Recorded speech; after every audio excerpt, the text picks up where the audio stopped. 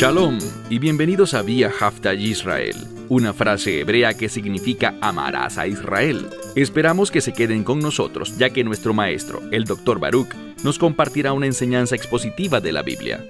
El Dr. Baruch es profesor titular del Instituto Sera Abraham, con sede en Israel. Aunque todos los cursos en el instituto se imparten en hebreo, el Dr. Baruch se complace en compartir esta enseñanza en inglés con doblaje al español. Para más información, visítenos en amarasaisrael.org o descargue nuestra aplicación móvil Mi Estudio Bíblico. Aquí está Baruch y la lección de hoy. Un gran libro que puedes estudiar es el libro de Job. Recordarás que Job recibió a 3 amigos y luego a un cuarto, que tenían una teología terrible. ¿Qué fue lo que básicamente le dijeron a Job? Le dijeron que en este mundo las cosas buenas le pasan a la gente buena y las cosas malas le pasan a la gente mala. Eso simplemente no es verdad. No vivimos actualmente en el reino de Dios, sino que vivimos en un mundo caído, en un mundo de tinieblas, un mundo de mentiras y engaño, un mundo maligno. Por esto, debemos desear el reino de Dios, porque solo en el reino de Dios habrá justicia. Allá estará en total vigencia el justo gobierno de Dios. Pero no es así en este mundo. En este mundo muchas cosas injustas, impías e incorrectas ocurren, y ocurren con demasiada frecuencia. Toma tu Biblia y ve conmigo al libro de Lucas, capítulo 13. Libro de Lucas, capítulo 13. Aquí el Mesías nos hablará de la importancia de escapar del juicio que viene sobre este mundo. Entendamos que hay cosas que pasan en este mundo que no podemos evitar.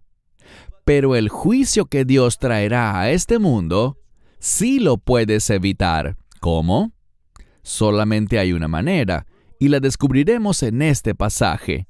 Así que vayamos al Evangelio de Lucas, capítulo 13, iniciando en el verso 1, donde leemos: Pero estaban presentes con él.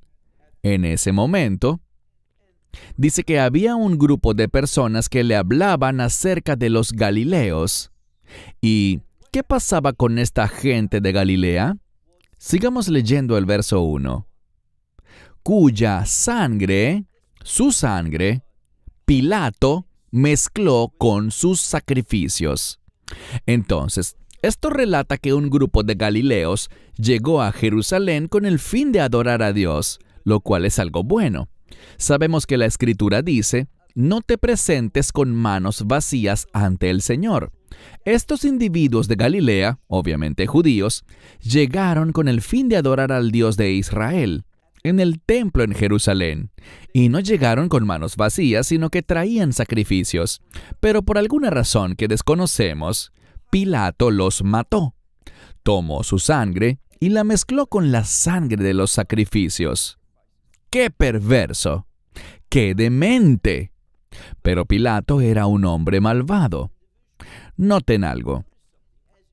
Cuando estos individuos que estaban con Yeshua le contaban estas cosas, noten lo que él respondió. Verso 2. Y Yeshua respondiendo les dijo: ¿piensan que estos galileos eran peores pecadores que todos los demás galileos para que estas cosas les pasaran, o para que estas cosas padecieran? ¿Y qué respondió Yeshua a su propio planteamiento, según el cual esto les pasó porque eran hombres muy malos, peores que todos los demás galileos, y por eso sufrieron algo tan terrible? ¿Qué dijo él? Pasemos al verso 3. No. Claramente, él les dice que estas cosas tan terribles que les sucedieron no pasaron porque fueran malas personas. En otras palabras, ellos no lo merecían. Y luego añade: les digo que si no se arrepienten, todos ustedes perecerán. Entonces, aquí les dice algo, y es que estamos viendo un evento horrible en el que un líder perverso, cuando tiene autoridad, ve un grupo que llega para adorar al Dios de Israel en el templo en Jerusalén. ¿Y qué hace él? Por alguna razón que no sabemos, los asesina, mezclando su sangre con los sacrificios que ellos ofrecían. E insisto, algo espiritualmente retorcido, maligno, corrupto. Pero Pilato lo hizo. ¿Y qué descubrimos? Que Yeshua le dice, no es debido a algún pecado o porque ellos fueran malas personas que esto les ocurrió. Pero nos advierte, si ustedes no se arrepienten, algo les pasará. Y eso es que ustedes se encontrarán con el juicio de Dios. Leamos nuevamente el verso 3. No, sino que les digo que si no se arrepienten, todos ustedes perecerán. Ahora nos quiere dar otro ejemplo. Verso 4. O aquellos 18 sobre quienes cayó la torre de Siloé y los mató, piensan que estos eran más deudores que todo el resto del pueblo que habitaba en Jerusalén. Sabemos algo. Existe un estanque. El término literalmente es un manantial. Lo que ocurría era que la gente era enviada allí a recoger agua. Pero mientras eso sucedía, 18 personas murieron. ¿Por qué? Porque una torre que estaba en ese lugar cayó sobre ellos. Y 18 personas fallecieron. Un evento trágico. Lo que uno tiende a hacer es a preguntar, ¿por qué? ¿Por qué sucedió esto? No tenemos la respuesta. De igual manera, a Job, quien sufrió terriblemente, jamás se le dio una respuesta sobre por qué sufrió. Nosotros como lectores sabemos que Job nunca lo supo en esta vida. Él ciertamente lo sabe ahora, pero no lo supo cuando estaba atravesando tanta calamidad. Así que, esta torre de Siloé cayó sobre ellos y los mató. Y Yeshua dijo, ¿ustedes creen que ellos eran más deudores que toda la gente que vivía en Jerusalén? Y leamos ahora el verso 5. No, les digo a ustedes. Y de nuevo, el mismo comentario.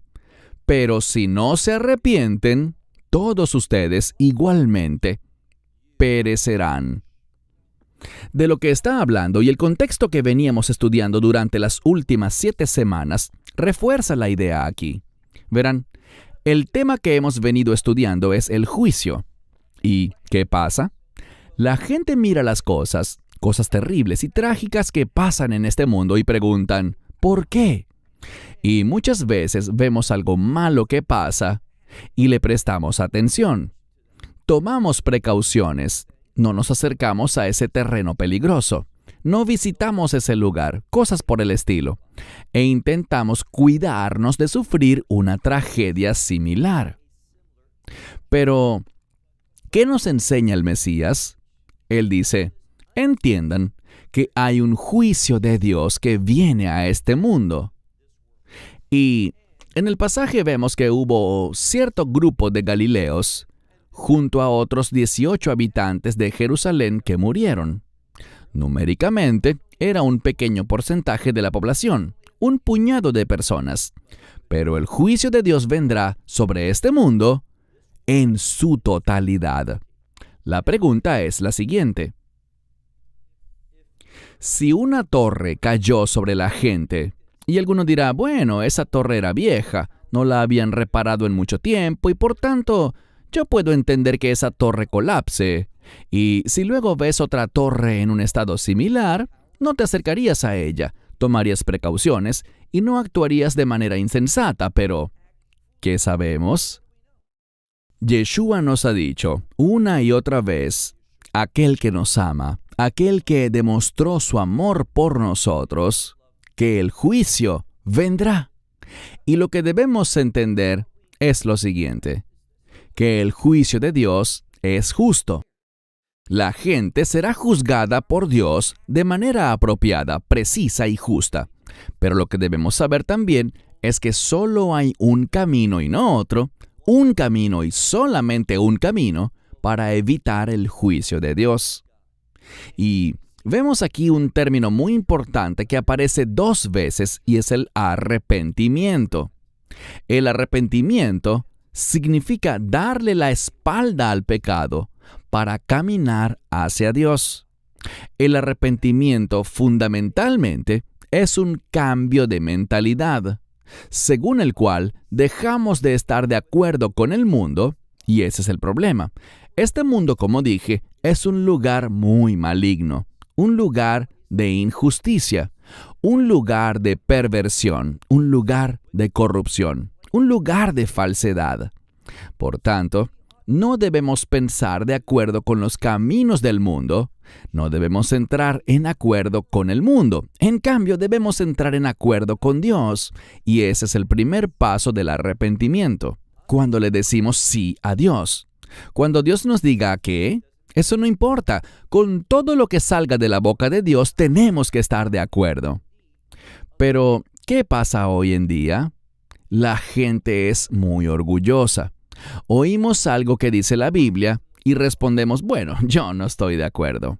¿Quién eres tú para no estar de acuerdo con Dios?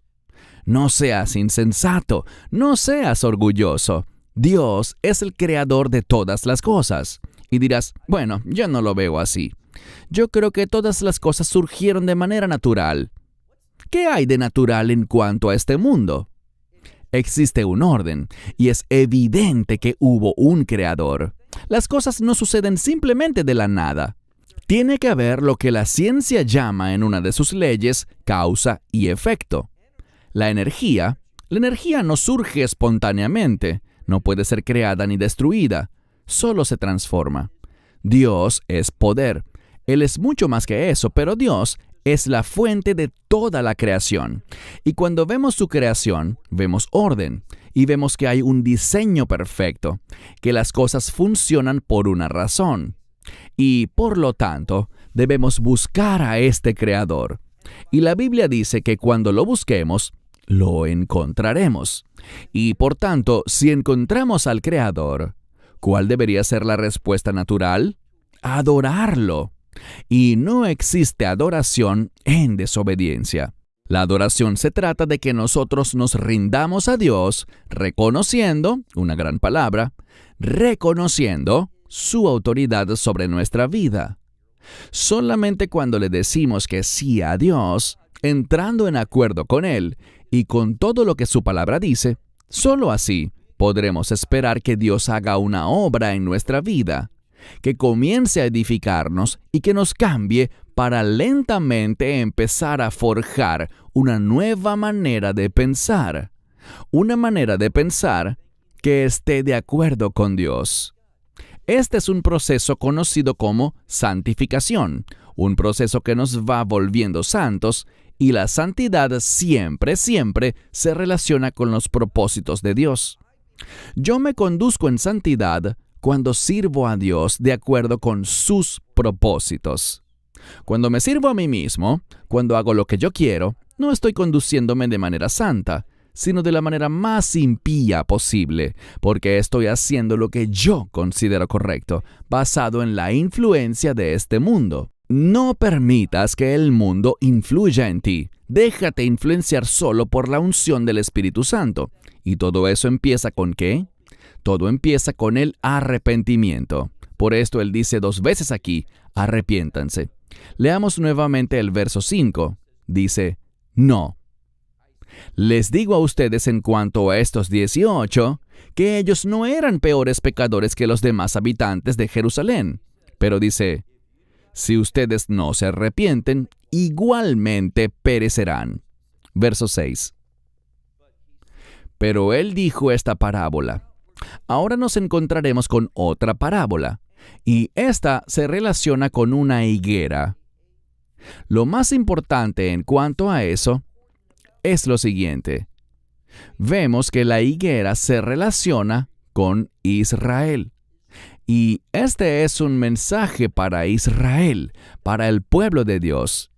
Si tú estás en una relación de pacto con Dios, esto también aplica para ti. Noten lo que dice. Verso 6.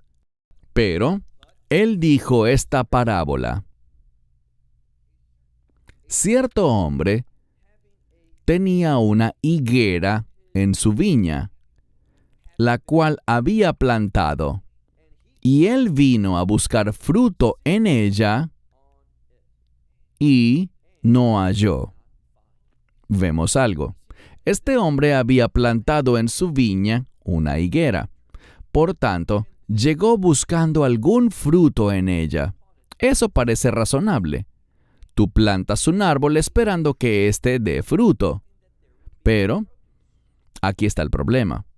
Eso suena lógico, pero él no halló fruto. Y como no halló fruto, ¿qué quiso hacer? Pues él iba a cometer un error trágico. Y lo que dice aquí es que él no halló fruto en ella. Verso 7. Pero le dijo al viñador, he aquí, por 3 años he venido buscando fruto de esta higuera, y no lo he encontrado. ¿Y qué dijo él? Córtala. Si conoces la Biblia, entenderás algo. Este hombre está molesto porque no se ha beneficiado, porque no ha prosperado, no ha visto fruto de su trabajo. Está molesto y por esto da una instrucción. Y aquí está la clave. Él decretará juicio, su juicio, sobre esta higuera. Pero ¿cuál es el problema? Bien, si conoces la Biblia, sabrás que en el libro de Levítico dice que cuando plantes un árbol, su fruto queda prohibido por 3 años. Así que él pensaba que había sufrido pérdidas, pero en todos esos 3 años, a él no le correspondía ese fruto. Su fruto de producirse alguno habría sido determinado olá, que significa prohibido. Es el mismo término para incircunciso, algo que no es reconocido por Dios. Él no debía andar buscando cosas que Dios no reconoce, pero él pertenece al mundo y por tanto no le presta atención a la palabra de Dios, ni a los mandamientos de Dios. Él quiere fruto y lo quiere ya. ¿Qué dice luego? De nuevo, como no recogió fruto, dice, córtala. Porque, ¿para qué desperdicia también la tierra? Deberíamos aprovechar ese terreno. Él quiere sacarle provecho a toda su tierra. Por tanto, él veía problemas con la higuera. Pero la higuera no tiene problemas. La higuera está funcionando de acuerdo a los estándares de Dios. Y los estándares de Dios dicen que todo fruto que se produce durante los primeros 3 años no te pertenece a ti, está prohibido. Ahora, en el 4.º año, y de eso es de lo que hablaremos, en el 4.º año, ese fruto le pertenece a Dios. Este obrero del viñedo, en los viñedos, si te fijas, por ejemplo, en Isaías capítulo 5, los viñedos y la higuera siempre simbolizan a Israel. Y vemos aquí en el verso 8 que dice, pero él respondió, y este que respondió es el obrero de la viña, y le dijo a él, Señor, déjala todavía este año hasta que yo cave alrededor de ella y le coloque fertilizante. Literalmente dice estiércol. Así que dice, en este año, y entendamos algo, era en ese 4.º año que ellos debían esperar fruto. No en los primeros 3, porque son irrelevantes según los estándares de Dios. Los estándares de Dios dicen fruto, los primeros 3 años, prohibido. No lo coseches, no lo comas, no lo vendas, está prohibido, no lo toques, solo déjalo ser. Este hombre piensa que ha sufrido pérdidas, pero no es así. Él simplemente quiere algo que no le pertenece. Y luego, al 4.º año, de acuerdo con este mismo pasaje de Levítico, todo lo que se produzca en el 4.º año le pertenece a Dios. Y lo que concluiríamos con base en esto es que el obrero de la viña está preocupado de que Dios reciba lo que le pertenece. Entonces, dice aquí, no la cortes todavía, permíteme cavar a su alrededor, agregarle fertilizante, y ella, si ella hace o produce fruto, la implicación es, y lo podemos leer, él está confiado, ella producirá fruto. ¿Por qué? Porque este es el año de Dios, este es el tiempo de Dios y Dios se manifestará. Ese es el mensaje aquí, que los primeros 3 años el fruto que produzca está prohibido, no es digno de ser llamado fruto, pero en el 4º año, esa cosecha, esa producción será notablemente distinta. ¿Por qué? Porque le pertenece a Dios. Y cuando ordenas tu vida de acuerdo a los estándares e instrucciones de Dios, tú vas a ver fruto. Vas a ver ese espíritu de victoria. Pero él dijo, sin embargo, fíjate en el final. Pero si no da fruto, entonces dice, tú serás capaz en el futuro, tú serás capaz de cortarla. Aquí está el mensaje. En ocasiones queremos destruir ciertas cosas. Nos damos por vencido con ellas demasiado pronto, porque no vemos el orden de Dios. Y cuando no aplicamos la verdad de Dios a una situación, vamos a sufrir pérdidas. Si este hombre, el dueño del viñedo, hubiera hecho lo que quería hacer y hubiera cortado la higuera, bueno, el resultado sería que no habría fruto para Dios y él habría sufrido pérdidas, porque ese árbol tenía un potencial dentro de la estructura de Dios. Y la pregunta es la siguiente: ¿deseas tú que la estructura de Dios gobierne tu vida? ¿Estás dispuesto a someterte a Él? Es solamente cuando nos sometemos a los estándares de Dios, y déjame decirte que estar en la voluntad de Dios es estar en el lugar más seguro posible. ¿Significa eso que nada malo pasará? No he dicho eso. De hecho, cuando estás en su voluntad, con frecuencia el enemigo te perseguirá. Tú ciertamente sufrirás, pero no atravesarás eso solo, ni lo atravesarás vacío, sino que lo atravesarás con Dios, bajo su unción.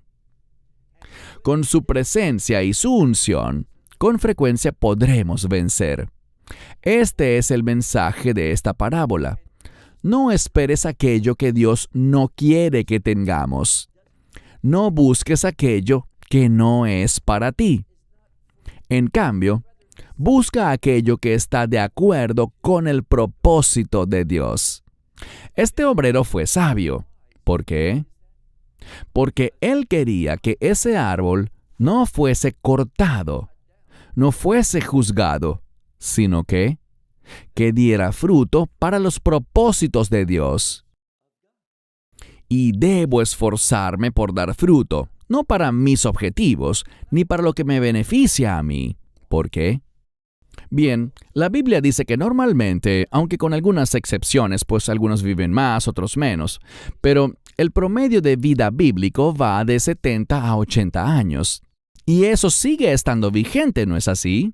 La expectativa de vida actual en estos tiempos modernos, con todo y la medicina moderna, los tratamientos y demás, es tanto para hombres como para mujeres de unos 80 años de edad. Las mujeres generalmente viven un poco más que los hombres, pero en promedio se habla de 80 años. Lo que debemos ver es lo siguiente: no te dejes engañar por la vida en este mundo. Y lo que quiero decir es simplemente esto. ¿Qué son 70 u 80 años? O incluso más, 90 o 100 años, comparado con la eternidad? Debemos recordar lo que dice Santiago, que esta vida no es más que una neblina. Está aquí ahora, pero se disipa rápidamente. Puedo ver en mi propia vida, al ir envejeciendo, que lo que antes nos parecía un periodo de tiempo larguísimo, 20 años parecen, cuando tienes 10, un tiempo muy largo. Pero cuando tienes 60, hablar de 20 años o de 30 años ya no te parece una cantidad tan larga. Debemos tener una perspectiva de reino, y eso significa que tomemos nuestras decisiones pensando en la eternidad. Así que te pregunto, ¿estás tomando decisiones para la eternidad? ¿Tienes mentalidad de reino? ¿Eres una persona que se está alejando de este mundo, lejos de los estándares y perspectivas de este mundo, para que puedas ver las cosas desde la perspectiva de Dios y tomar decisiones que agradan a Dios, las cuales tendrán implicaciones eternas, consecuencias eternas? A eso hemos sido llamados. No se dejen engañar. No pongan el énfasis en 70 u 80 años. Pongan el énfasis en el reino. El reto es vivir una vida de arrepentimiento que demuestre frutos dignos de ese arrepentimiento. El reto es ver tu vida transformada. El arrepentimiento es un término de cambio, un término de transformación. Vive una vida de arrepentimiento. Vuélvete no solo a Dios, sino a los propósitos de Dios, con el fin de que puedas servirle y edificar un futuro de reino, que será satisfactorio para ti y agradable para Él, porque vas a escucharle decir, bien hecho. No hay nada mejor que ser un siervo obediente de Dios, uno que le complace y que lleva a cabo su voluntad. Cerraremos la enseñanza de hoy con lo siguiente. Nadie se ha arrepentido jamás cuando pensamos en las cosas desde una perspectiva eterna. Nadie jamás se arrepentirá de haber entrado en acuerdo con Dios, de haber servido a Dios, de haber cumplido sus propósitos. De hecho, esas cosas son fuente de gozo por la eternidad. No sabemos cuánto tiempo de vida nos quede. Si es 1 año, 5, 10, quizás seas joven y tengas más de la mitad de tu vida por delante, o quizás la mayor parte de tu vida ya pasó. Toma hoy la decisión de ser sabio, de vivir una vida de arrepentimiento, volviéndote a Dios, cumpliendo sus propósitos y siendo cada día una ofrenda para Él. Como dice Pablo, ofreciéndonos como sacrificios vivos que dan un servicio agradable a Dios. Algo que todo el que recibe la misericordia de Dios se siente motivado a realizar. Toma decisiones que honren a Dios.